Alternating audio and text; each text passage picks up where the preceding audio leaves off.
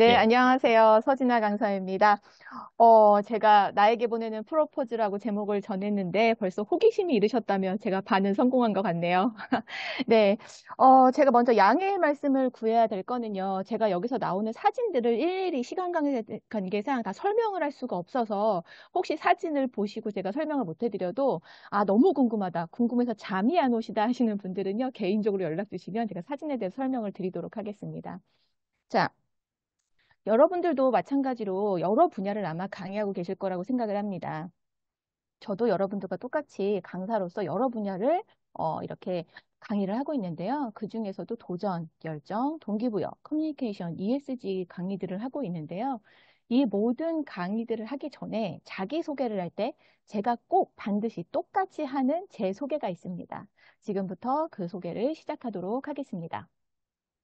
저는 대한민국 일반인 여성 최초, 부부 최초, 부부 최초로 히말라야에 도전을 했고요. 히말라야 14자를 무모하게 도전을 해서 운 좋게 성공한 경력을 가지고 있습니다. 그래서 평범한 사람들의 히말라야 14자 1권과 2권을 쓴 저자로 활동을 하고 있습니다. 제가 강의를 시작한 첫 번째 주제는요, 바로 히말라야였는데요. 첫 번째 주제가 바로 히말라야에서 행복을 말하다라는 주제로 강의를 시작하게 되었습니다. 여러분들 히말라야 14자 혹시 들어보신 적이 있으실까요? 뭐 들어보신 분들도 있으시고 히말라야 들어는 봤는데 하시는 분들도 있으실 테요. 에베레스트를 포함해서 전 세계에는 8,000m가 넘는 산이 14개가 있습니다. 그래서 그걸 가지고 히말라야 14자라고 합니다. 우리나라에서는요, 14자를 완등하신 분들이 굉장히 많으신데요. 그 중에서도 어몽길 대장님이 가장 유명하시죠. 저도 한번 만나뵌 적이 있는데요. 가장 유명한 이유는 그분이 14자를 다 하시고도 살아계셔서 입니다. 대부분의 분들은 도전하시다가 이제 돌아가시거나 이런 일들이 많은데 엄문길 선생님은 아직도 건재하고 계시죠. 자, 이렇게 저는 어몽길 대장님처럼 정상 등반을 하는 전문 산악인은 아니기 때문에 정상 등반까지는 하지 않습니다. 다만 장비를 쓰지 않고 가장 높이 올라갈 수 있는 곳까지 올라가는데요. 바로 베이스 캠프라는 곳입니다. 제가 가장 높이 올라간 곳은 5,550m. 여러분들 좀 감이 안 오시죠? 우리나라 남한에서 가장 높은 산이 한라산이죠. 한라산이 1,950m입니다. 그러니까 한라산이 하나, 둘, 세 개 조금 안 되는 높이까지 제가 올라가 봤다는 거겠죠. 3,000m가 넘어가면요, 고산병이라는 게 오는데요. 여러분, 고산병 아마 들어보셨을 거예요. 가볍게는 구토, 어지러움증, 호흡곤란이 일어나고요. 심각하게는 뇌부종, 폐부종으로 사망할 수도 있는 그런 병입니다. 여러분들이 느낌을 조금 더 이해해 보시고자 제가 돕자면요. 여러분들이 KF94 마스크를 5개쯤 꼼꼼히 겹쳐 쓰시고 지금 운동장으로 나가셔서 최대한 속력을 높여서 2바퀴쯤 도신 다음에 누군가 여러분들의 가슴팍에 올라가서 누르고 있는 상태에서 숨을 쉬는 느낌이다 라고 생각하시면 아마 이해가 조금 되지 않을까 싶습니다. 그러면 저는 왜 히말라야 14자에 갔을까요? 왜 히말라야에 무모하게 도전을 한 계기가 뭘까요? 그리고 저는 원래 어떤 사람이었을까요? 아까 우리 본부장님께서 말씀하셨듯이 저는 원래 음악하는 사람입니다. 이 사진을 보여드리면 저 고인은 누구냐고 물어보시곤 하는데 바로 접니다. 네, 저는요 18살에 프랑스로 유학을 갔고요. 정말 운 좋게도 좋은 교수님을 만나서 천재라는 찬사를 들으면서 학교에서 아주 기대 유망주로 학생 시절을 보냈습니다. 제 앞을 수식하는 단어들은요, 월반, 수석, 그리고 조기 졸업이 저를 대표하는 그런 단어였습니다. 그런데 여러분도 잘 아시다시피 IMF라는 게 터졌죠. 네, IMF가 터져서 저는 공부를 졸업은 했지만 제가 더 남아있지 못하고 급하게 귀국을 하게 되었는데요. 선생님께서 6개월만 좀 버텨보자. 그러면 어떻게든지 후원사나 후원인을 만들어 줄 테니 좀만 버텨봐라 했지만 저는 그거를 할 수 없고 한국에 들어오게 됐습니다. 한국에 들어왔는데 생각한 것보다 가정 상황이 너무 안 좋았어요. 그래서 생계로 뛰어들게 됐습니다. 제가 처음 돈을 번 것은요. 바로 커피숍에서 서빙하는 커피숍 아르바이트였는데요. 그때는 바리스타 이런 말이 없었습니다. 그래서 그냥 커피 뭐 여러 가지 제가 직접 만들어서 이렇게 다 네, 이렇게 다, 이게 뭐 갑자기 나왔네요. 이게 글씨가 왜 나왔을까요? 제가 나온 게 아닌 것 같은데. 네, 뭐 이것도 생방송의 묘미니까요. 네, 그래서, 저는 이렇게 생계로 뛰어들었고요. 제가 생기를 들어서 한 4, 5년 고생을 했는데도 불구하고 저희가 극복을 하지 못한 상태에서 저희 아버지가 드디어 부도가 나게 됐습니다. 그래서 아버지는요, 제 앞으로 대출받은 빚이 좀 있으셨는데요. 한 8,300만 원 정도 제 앞으로 빚을 이렇게 물려주셨습니다. 저는 그걸 갚기 위해서 약 2년 반 정도 거의 잠도 안 자고 일만 했던 것 같습니다. 뭐 이런저런 일 가리지 않고 소위 돈 되는 일은 다 했었는데요. 그러니까 뭐 잠도 못 자고 제가 빚을 다 갚고 난 다음에 제가 얻은 건 정신적으로, 육체적으로 건강하지 못한 몸이었습니다. 그 당시에 저는요, 내일 아침에 눈을 뜨지 않는 게 소원이었었고요. 그 소원을 이루기 위해서 잘못된 선택을 여러 번 시도하기도 했습니다. 그런데 그 시도가 번번이 실패하면서 소위 죽음마저도 포기해버린 그런 상태였는데요. 지금의 남편을 만나서 남편의 도움으로 다시 음악을 시작할 수 있게 됐고, 다시 무대로 돌아갈 수 있게 되었습니다. 그런데 이미 무대로 돌아간 저는요, 과거에 천재와 같은 영광은 없었습니다. 현실은 굉장히 참담했고요. 아무리 제가 노력을 해도 옛날의 모습으로 돌아갈 수가 없었습니다. 물론 많은 사람들은 연주 잘 들었다, 찬사를 보내고 감사하다라는 표현을 했지만 저는 제 자신한테 만족할 수가 없게 되었습니다. 그러다 보니 무대에 서면 설수록 행복한 게 아니라 점점 지쳐갔고요. 그리고 나중엔 무대 공포증까지 얻게 되었습니다. 그걸 극복해 보려고 병원에도 찾아다녀보고 뭐 마인드 컨트롤도 해봤는데 솔직히 쉽지 않더라고요.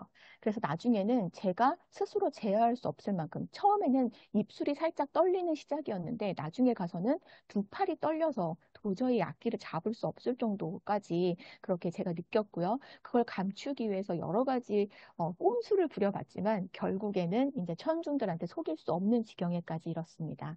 그래서 저는요, 2016년에 마지막 독주회를 끝으로 제 마음속으로 이제는 튀어야겠다. 무대 위에서 사라져야겠다라는 마음을 먹고 도망간 곳이 바로 히말라야였습니다. 저는 히말라야에 가면은요, 저를 괴롭히는 어떤 것도 없을 줄 알았습니다. 오지이고 사람들도 별로 살지 않고 자연만 있는 그곳에서 나를 괴롭히거나 나를 두렵게 할 대상은 없을 거라고 생각을 했는데요. 제가 처음 히말라야에 가서 마주한 현실은 바로 이 출렁다리였습니다. 이 출렁다리는 히말라야 곳곳에 있는데요. 여러분 혹시 보이시나요? 깃발, 이런 오색 깃발이 보이시죠? 이 바람에 날리는 이 깃발을 보시면 어때? 좀 안전해 보이시나요?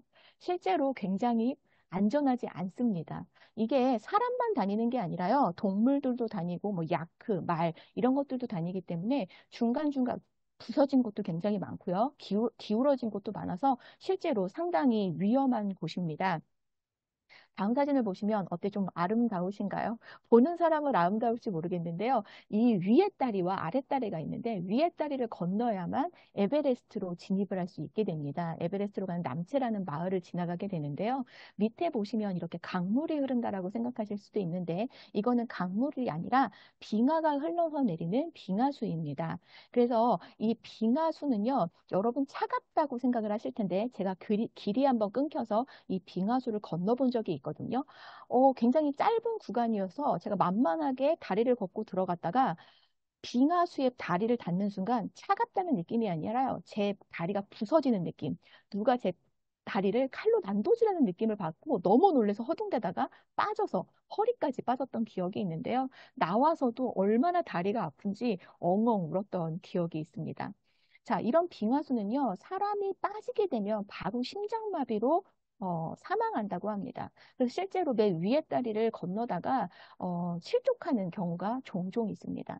제가 첫 번째 처음으로 이 다리를 갔을 때도 프랑스 남자 하나가 사진을 찍다가 여기서 실족해서 떨어져서 시신을 찾는다는 푯말이 있었습니다. 그럴 정도로 굉장히 이제 어려운 구간인데요. 이 구간 가운데쯤 가시면 여러분들의 의지와 상관없이 마치 트램폴린 위에 있는 것처럼 내 몸이 출렁출렁해서 이 안전 가드를 뚫고 나올 것 같은 두려움을 느끼게 됩니다. 그래서 이 앞에서는요, 진풍경이 벌어지는데요.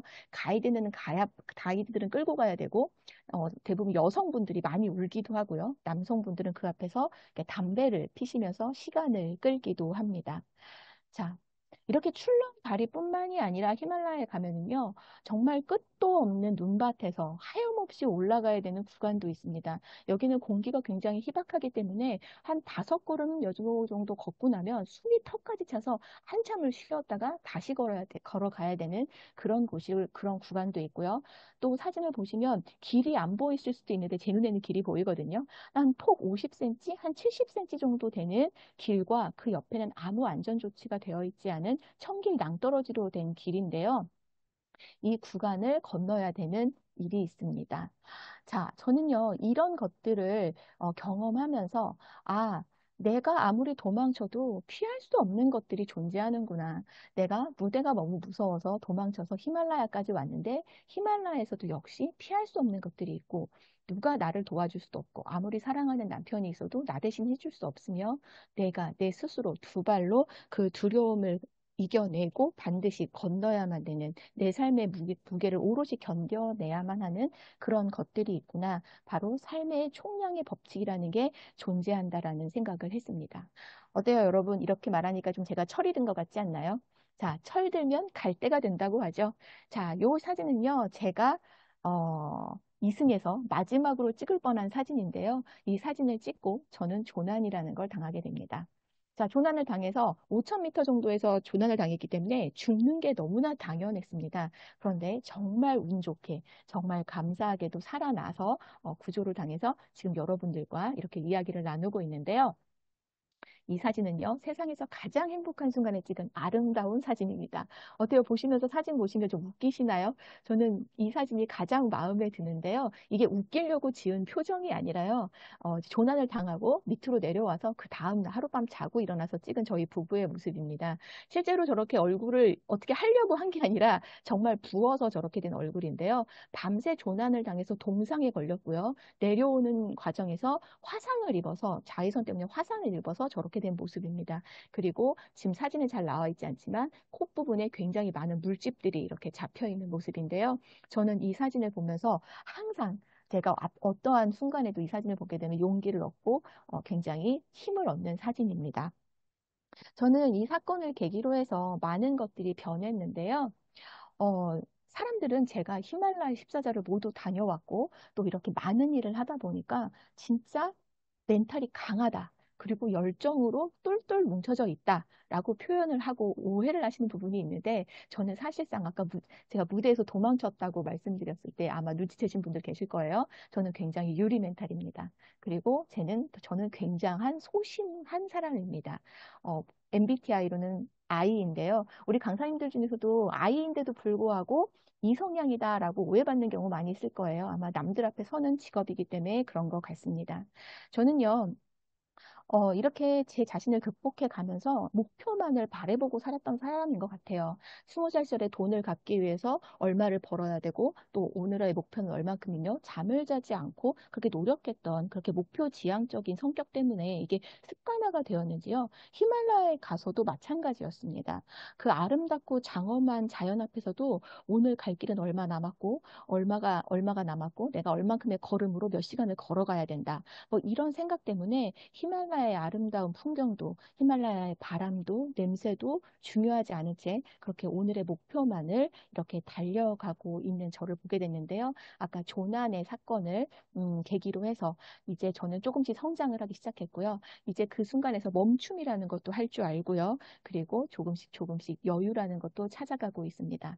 하지만 사람이 습관을 고치기라는 건 굉장히 어렵다는 거 잘 아실 거예요. 그래서 저도 어느 순간 정신을 차리고 보면 또다시 달려가고 있고 또다시 목표를 바라보고 어디로 가는지도 모른 채 열심히 쫓아가는 저를 보게 되는데요. 저는 그런 저에게 조금 응원을 한번 해보고 싶었고요. 그리고 성장 중인 저에게 좀 이야기를 나눠보고 싶었습니다. 그래서 오늘의 주제죠. 바로 나에게 보내는 프로포즈를 한번 해보기로 했었는데요. 여러분들 프로포즈를 할 땐 어떤가요? 내가 가장 사랑하는 사람에게 하는 게 바로 프로포즈죠. 저는요, 제가 가장 사랑하는 사람이 되어서, 저를 가장 사랑하는 사람이 되어서 프로포즈를 한번 해봤는데요. 그 부분에서 좀 발췌된 내용을 좀 가지고 마지막으로 나누고 마치려고 합니다. 자, 저에게 보냅니다. 디얼지나, 히말라야 14자를 포기하지 않고 끝까지 완성해줘서 고마워. 치열했던 삶 속에서 이제는 사람답게 살았으면 좋겠어. 2024년 너에게는 이제 모든 것이 여유라는 축복이 찾아오길 기도할게. 그리고 진심으로 사랑하고 위로하려고 해볼 거야. 고생했어. 그리고 자랑스러워. 사랑한다. 라고 했습니다. 자, 여러분들도 오늘 밤에 자신을 가장 사랑하는 사람이 되어서 스스로에게 프로포즈 한번 해보시는 게 어떨까요? 자, 저는 마치도록 하겠습니다. 감사합니다.